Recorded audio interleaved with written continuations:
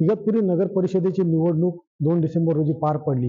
त्यानंतर नागपूर खंडपीठाने निर्णय दिला की सर्व निवडणुका पार पडल्यानंतर 21 तारखेला जो आहे तो या सर्व नगर परिषदेचा निकाल एकखट्टी देण्यात येईल. त्यानंतर जे आहे काल मुंबई येथील सर्वोच्च न्यायालयात जी आहे याचिका दाखल होती, त्या याचिकेवर सुनावणी करताना सुप्रीम कोर्टाने असे आदेश दिले की नागपूर खंडपीठाचा जो निर्णय आहे तो कायम ठेवण्यात आलेला आहे. त्यामुळे आता जी नगर परिषदेच्या निवडणुकीचा निकाल इगतपुरीचा तो 21 तारखेला लागण्यात येणार आहे. सध्या स्थितीला आपण इगतपुरी येथील मतदान केंद्राच्या स्ट्रॉंग रूम मध्ये ठेवलेले आहेत. त्या स्ट्रॉंग रूमच्या बाहेर आहोत. तसं पाहिलं तर येथे 13 CCTV कॅमेरे लावण्यात आलेले आहे आणि या कॅमेऱ्यांच्या जे कॅमेरे लावलेत त्या कॅमेऱ्याद्वारे पूर्ण परिसरावर या 13 CCTVची नजर राहणार आहे.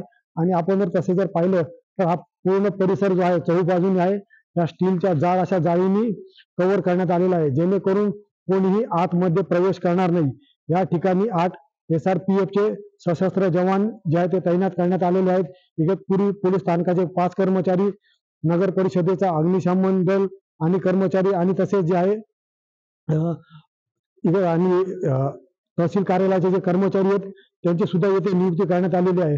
कोणत्याही जो उमेदवार आहे तो उमेदवार व त्यांच्या प्रतिनिधीस जर येथे भेट देऊन पाहणी करायची असल्यास ते येथे जे रजिस्टर दिलेलं आहे त्या रजिस्टरमध्ये आपल्या नावाची नोंद करून येथील जे स्ट्रॉंग रूमची पाहणी करू शकतात. एक ठराविक दिलेल्या सुरक्षित अंतरावरून जे आहे तो या पूर्ण परिसराची ते पाहणी स्ट्रॉंग रूमची पाहणी करू शकतात.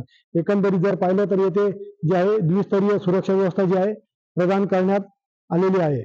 शैलेश पुरोहित, TV9 मराठी, इगतपुरी.